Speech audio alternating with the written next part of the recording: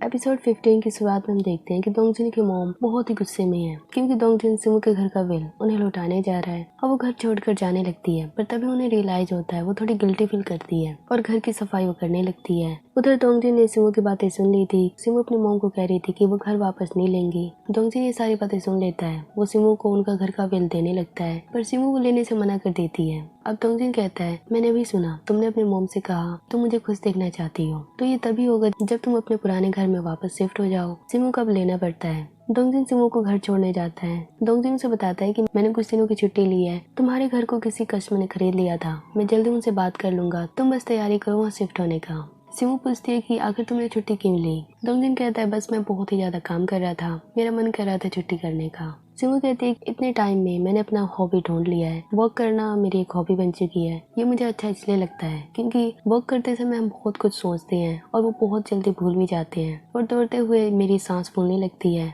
और ये मुझे बिल्कुल अच्छा नहीं लगता। अब दोंगजिन उसे घर छोड़कर चला जाता है। सिमू उसे देख रही थी। अब घर आकर सिमू सबको बताती है कि दोंगजिन ने बिल उन्हें लौटा दिया है जो उसकी मॉम ने छुपा कर रखा था। ये देखकर हेजुंग बहुत ही रोती है। उधर दोंगजिन अपने घर जब जाता है, वहाँ वो देखता है कि घर बिल्कुल साफ है, तो मॉम ने पहली बार उसका रूम साफ किया था। नेक्स्ट टाइम हिजा को देखते हैं जो सिमू वाले घर में है, यानी कि वो अभी भी वो घर खाली नहीं करना चाहती और जिस कस्टमर को उन्होंने वो बेचा था वो उस घर को छोड़ चुके थे। वो अब हिजा से पैसे मांग रहे थे। हिजा उन कस्टमर से लड़ाई करने लगती है। उधर हिजा का बॉयफ्रेंड पुलिस के पास जा रहा था, यानी वो हिजा के खिलाफ एफआईआर करवाने जा रहा था। उधर दोंगजिन उस कस्टमर से मिलता है जिसको हिजा ने घर बेचा था। वो कस्टमर बहुत ही गुस्से में था, पर दोंगजिन उसे संभाल लेता है और उन्हें उनके पैसे लौटाने का प्रॉमिस करता है। आगे हम देखते हैं कि सिमू, यूनजुन, हेजुंग तीनों लॉयर के पास जाते हैं क्योंकि हिजा ने अभी तक उनका घर खाली नहीं किया था, तो उन्हें कुछ तो करना ही होगा। लॉयर उन्हें कहता है कि तुम हिजा के खिलाफ बहुत कुछ कर सकते हो, उसे जेल में भी भिजवा सकते हो, पर सिमू कोई जवाब नहीं देती। यूनजुन कहता है कि क्या कोई और तरीका है जो हम कर सके जो किसी को भी हर्ट ना करे। आगे सिमू को दोंगजिन का मैसेज आता है, वो उसे शाम को मिलने को बुलाता है। सिमू यूनजुन और हेजुंग को कहती है मैं शाम को दोंगजिन से मिलने जा रही हूँ, मैं घर की बात करने उसके पास जा रही हूँ। आगे हम देखते हैं कि दोंगजिन जुनसुक से मिलने जाता है और उसे सिमू और अपनी सारी कहानी से बता देता है। जुनसुक भी उनके लिए बहुत ही सैड फील करता है। आगे दोंगजिन कहता है कि मैं कंपनी को क्विट कर रहा हूँ। ये सुन जुनसुक बिल्कुल हैरान था। जुनसुक बार बार रिक्वेस्ट करता है पर दोंगजिन नहीं मानता। उधर हेजुंग और यूनजुन शॉपिंग कर रहे थे और कांगो उन्हें कॉल पे सारा सामान बता रहा था और वो हेजुंग को कहता है कि आज रात मैं जॉब पे रहूंगा और हो सके तो अपनी फाइटिंग, यूनजुन वाली फाइटिंग खत्म कर लेना। अब हेजुंग और यूनजुन घर लौट रहे थे। यूनजुन हेजुंग को अब कहता है कि मैंने तुम्हें एक चीज नहीं बताई कि सिमू मेरी दोस्त कैसे बनी, हम दोनों बेस्ट फ्रेंड कैसे बने। जब हम हाई स्कूल में पढ़ते थे, सिमू और मैं एक ही स्कूल में थे, पर हमने एक बार भी एक दूसरे को नोटिस नहीं किया था, ना ही कभी बात की थी। लेकिन एक बार हम दोनों बस में बहुत ही जल्दी में थे और दोनों ही क्लिनिक के आगे थे। मुझे लगा सिमू ये न्यूज हर जगह फैला देगी, पर ऐसा कुछ भी नहीं था। सिमू ने ये बात कहीं भी नहीं फैलाई थी और तभी से हम दोनों बेस्ट फ्रेंड बन गए। यूनजुन सिमू की बहुत ही तारीफ कर रहा था। हेजुंग सुन जेलस हो रही थी। वो कहती है कि मुझे सच सच बताओ तुम कहना क्या चाहते हो। यूनजुन कहता है कि हेजुंग ऐसा कुछ भी नहीं है जो तुम सोच रही हो। अब वो हेजुंग का हाथ पकड़ लेता है और कहता है कि घर जाकर मैं तुम्हारे लिए बहुत ही अच्छी डिश बनाऊंगा। हेजुंग सुन बहुत ही खुश हो जाती है। शायद अब दोनों की फाइटिंग खत्म हो गई थी। अब हम दोंगजिन को देखते हैं जो सिमू से मिलने जाता है। दोनों एक रेस्टोरेंट में थे।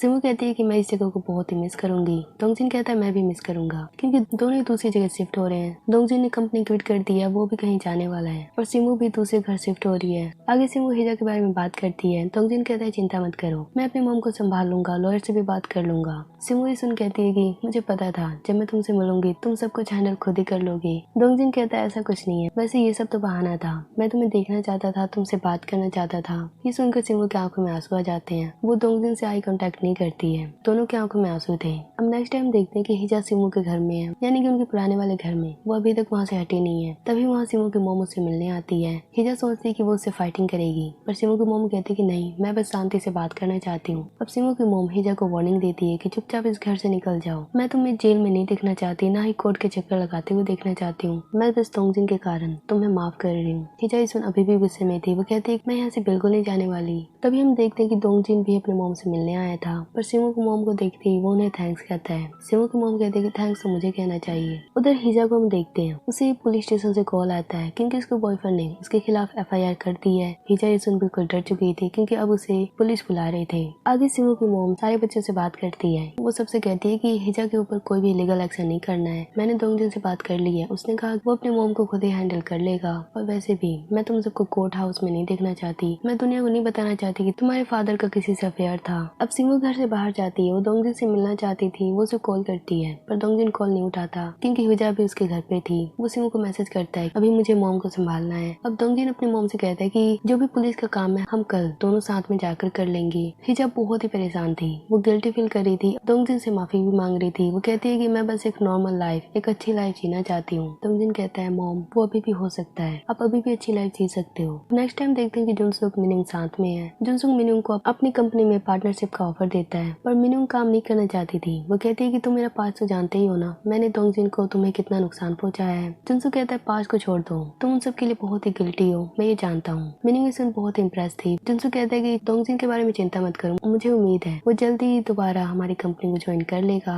उधर हम देखते हैं कि हेजो और इंजुन साथ में कुकिंग कर रहे हैं और बहुत ही खुश हैं। सिमू की मॉम भी उनके साथ थी। सिमू की मॉम सिमू से बात करती है, वो उसे कहती है कि दोंगजिन को घर पे इनवाइट करो, हम सब साथ में एक बार डिनर करना चाहते हैं, मैं उसे थैंक्स करना चाहती हूँ, उसने हम सब के लिए बहुत कुछ किया है। अब हम कांगू को देखते हैं जो सिमू का भाई है, वो गिटार बजा रहा था और हम देखते हैं कि दोंगजिन भी उसके साथ में है। कांगू को जो पसंद था वो बहुत ही एक्सपेंसिव गिटार था पर दोंगजिन वो उसके लिए खरीद देता है। कांगू बार बार मना कर रहा था पर दोंगजिन नहीं मानता। दोंगजिन को पता है कि कांगू को सिंगिंग करना, गिटार बजाना बहुत ही अच्छा लगता है। कांगू दोंगजिन को कहता है कि मुझे पता है तुम दूसरी जगह शिफ्ट हो रहे हो तो तुम अपना फोन नंबर चेंज मत करना, कम से कम मैं तुम्हें हैप्पी न्यू ईयर तो विश कर सकता हूँ। दोंगजिन कहता है चिंता मत करो, तुम जब चाहो मुझे मैसेज कर सकते हो। आगे दोंगजिन फ्लावर्स खरीदता है और सिमू के घर जाने लगता है। हम देखते हैं कि सिमू भी अपने घर से बाहर थी, वो भी दोंगजिन को बुलाने जा रही थी। अब दोनों एक दूसरे को देखने लगते हैं, दोनों एक दूसरे को देख मन ही मन बहुत ही खुश थे और पेन भी फील कर रहे थे। अब आगे क्या होगा नेक्स्ट पार्ट में देखेंगे।